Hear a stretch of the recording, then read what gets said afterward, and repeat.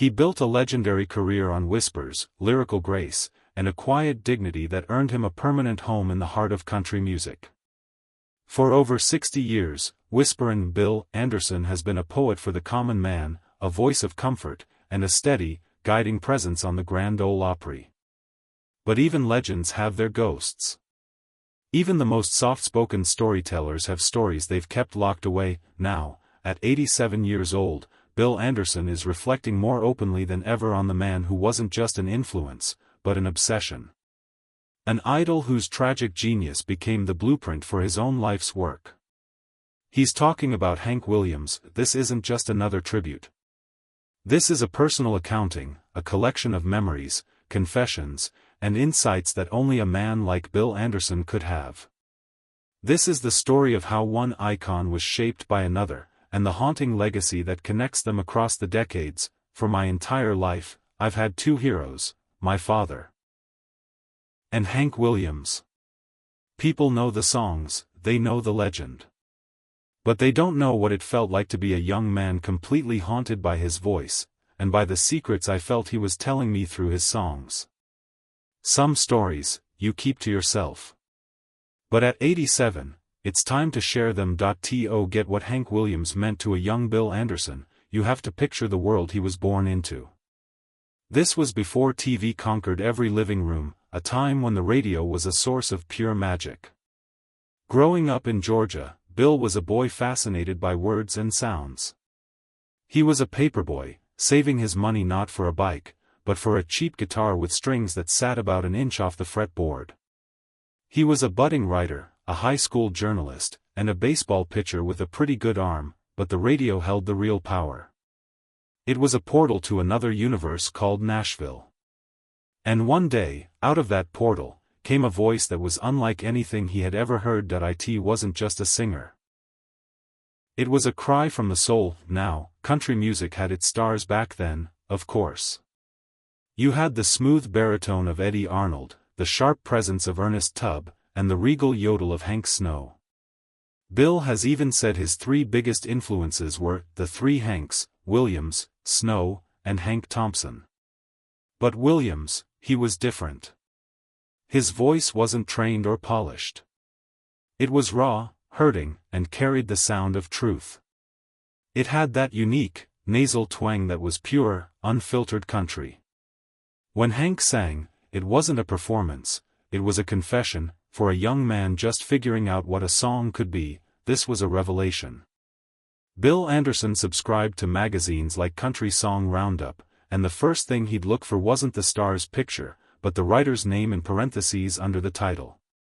And one name kept showing up, Hank Williams. That was the key that unlocked everything. Bill figured, if a man writes the song and then sings it, what you're hearing has to be him. It must be who he is. He sensed a raw honesty in that music, a direct line from the writer's heart to the listener's ear, and it was a principle that would become the foundation of his entire career. Before Hank, most singers were just interpreting other people's words. Hank Williams made the singer-songwriter the standard in country music, a man who lived his lyrics and sang his life. He showed Bill Anderson and an entire generation of songwriters that the most powerful tool they had was their own story. That first Hank Williams record was more than a song. It was a lightning strike. It was the moment a young Bill Anderson stopped just listening to music and started to feel its power. The man on the radio wasn't just singing about heartache, he was transmitting it. He wasn't just singing about being lonely, he was making you feel the chill of it in your bones. It was a voice that came out of the ether and took up permanent residence in his mind. It was the voice of a man who, though he didn't know it, had just found his most devoted disciple. Every great songwriter has a teacher. For some, it's a formal education. For others, it's years spent in writing rooms on Music Row. For Bill Anderson, school was a turntable, and the professor was Hank Williams. Hank's approach to songwriting was so simple it was brilliant. They called him the hillbilly Shakespeare for his knack of using plain language to talk about huge, universal emotions. No pretense, no wasted words. Just pure feeling, delivered like he was speaking directly to you. That became the cornerstone of Bill Anderson's own philosophy. He once said the greatest compliment a writer can get is when someone says, "You must have written that song just for me."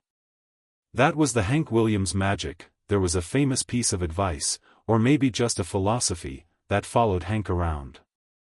He was quoted as saying, "If a song can't be written in 20 minutes, it ain't worth writing." Whether he meant that literally is up for debate, but the idea behind it is powerful. Capture an emotion when it's raw, before you overthink it. Bill Anderson took that to heart. He said some of his songs were written in 20 minutes, while others took years. But he understood the core lesson from Hank: a great song is born from a real, honest moment. It's a snapshot of a feeling. Just think of Hank's masterpieces. "I'm so lonesome I could cry." The lyrics are poetic but hit you like a ton of bricks. "The silence of a fallen star / lights up a purple sky / and as I wonder where you are / I'm so lonesome I could cry." He doesn't just tell you he's sad, he paints a picture of cosmic loneliness, making you feel small right along with him. Or take "Your Cheatin' Heart." It's a song about rage and betrayal, but the genius is in its quiet, almost mournful melody. It's not a shouting match, it's the sound of a heart breaking in real time. Hank had the courage to sound ugly, to let his voice crack, to weep on a record.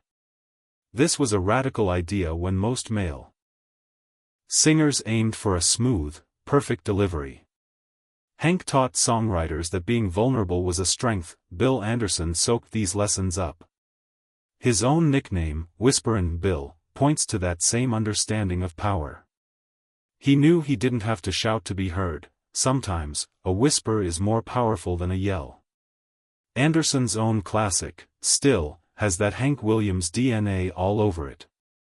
It's a song about love that won't let go, delivered with a gentle, conversational tone that makes the heartbreak feel devastatingly real. Bill also learned from Hank how to write from a place of truth. Hank wrote what he knew. His stormy life with his wife, Audrey, his battles with alcohol, his deep loneliness, it was all laid bare for the world to hear. It was this commitment to authenticity that Bill Anderson connected with so deeply. He saw a man who wasn't afraid to put his own flaws and pain into his art. For Bill, the education he got from spinning those old Hank Williams 78s was all he ever needed. It was a masterclass in honesty, simplicity, and the art of breaking a heart with 3 chords and the truth. The world knew Hank Williams as a giant, a hitmaker, a tragic hero. But to the community at the Grand Ole Opry, he was also just a man. A complicated, troubled, brilliant man. When Bill Anderson arrived in Nashville, he was stepping into a world where Hank's shadow was everywhere. Though he was gone, you could still feel his presence. People spoke about him in hushed tones, with a mix of awe and fear. Through his own experiences and talks with people who knew Hank best, Bill came to understand the gap between the myth and the man. This is probably why he's always been skeptical of Hollywood's attempts to tell Hank's story. In a 2023 interview, asked if he watches biopics about his old friends, Anderson said he finds it a bit difficult to swallow the Hollywood version of what I know really took place. He then told a story about asking Hank's steel guitar player, Don Helms, what he thought of the first Hank movie, Your Cheatin' Heart. Helms' reply was short and sharp: "It's all right if you like fiction." For Bill, that said it all. The movies could show the drinking and the drama. But they could never capture the nuance. They couldn't show the creative spark that let him dictate the entire hit song, Hey Good Lookin', to little Jimmy Dickens during a 20-minute car ride. They couldn't show the meticulous professional who, despite his chaotic life, kept his song ideas in neatly organized notebooks. That wasn't the behavior of a man lost to his demons, it was the mark of a craftsman who knew he had a gift. Hollywood also missed the source of his genius. Hank learned guitar from a Blackstreet musician in Alabama named Rufus T-Tot Payne. That education in the blues gave his music a soulful, mournful quality that set it apart. His sound was a unique cocktail of hillbilly, gospel, and blues heartache, a complex American sound that you can't just simplify. Into a movie script, Bill Anderson's perspective is that of an insider, a guardian of a more complicated truth. He saw how the industry and the public needed a legend, a simple story to explain the tragedy. But Bill knew the real people involved. He knew the real story was messier, more human, and sadder than any movie could be. He knew Hank Williams wasn't just a character in a country song. He was a flesh-and-blood man who wrote those songs because he had to. It was the only way he knew how to let the world know what was happening inside of him. New Year's Day, 1953. For most of America, it was a day for fresh starts.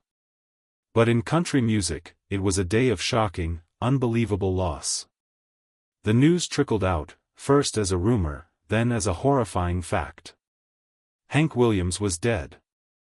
At just 29, the brightest star in the country sky had burned out. He was found in the back seat of his baby blue Cadillac in Oak Hill, West Virginia, on his way to a show in Canton, Ohio.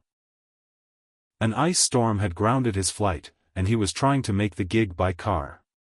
The autopsy cited insufficiency of the right ventricle of the heart, a cold, clinical end for a life defined by raw emotion. For the young musicians like Bill Anderson who worshipped him, the news was a seismic shock.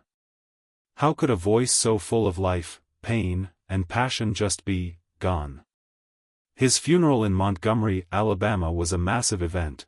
Thousands gathered outside the auditorium where country stars like Roy Acuff and Ernest Tubbs sang his gospel classic, I Saw the Light. The man was gone, but his presence, that was another story. In the years that followed, something strange started happening at the Ryman Auditorium, the mother church of country music. The legend of Hank the singer began to merge with the legend of Hank the ghost. And Bill Anderson found himself at the dead center of it. The story, which Anderson himself calls eerie, is one of Nashville's most famous. He was backstage at the Ryman, getting ready for a show. It was a quiet moment, maybe a rehearsal. He was alone with his guitar. And he started to strum one of Hank's songs, not just the stage lights or the sound system. Everything. The house lights, the backstage work lights, even the emergency exit signs. Every single circuit in the historic building went black. The silence and the sudden, total darkness were absolute. The crew searched for a blown transformer, a tripped breaker, anything. They found nothing. Then, as suddenly as it happened, the lights flickered back on. Bill Anderson was shaken. He didn't see it as a coincidence. He felt, with a certainty that's never left him, that it was connected to him playing Hank's song. It was as if the spirit of Hank Williams, still lingering in the building of his greatest triumphs and sorrows, had made its presence known. Over the years, others at the Ryman have reported seeing a white mist on stage or a figure in the alleyway. But Anderson's experience remains the most chilling account because it was so physical, a powerful interruption of the real world, seemingly triggered by the music itself. For Bill, it wasn't just a spooky tale. It was a profound, personal confirmation of the bond he felt with his idol.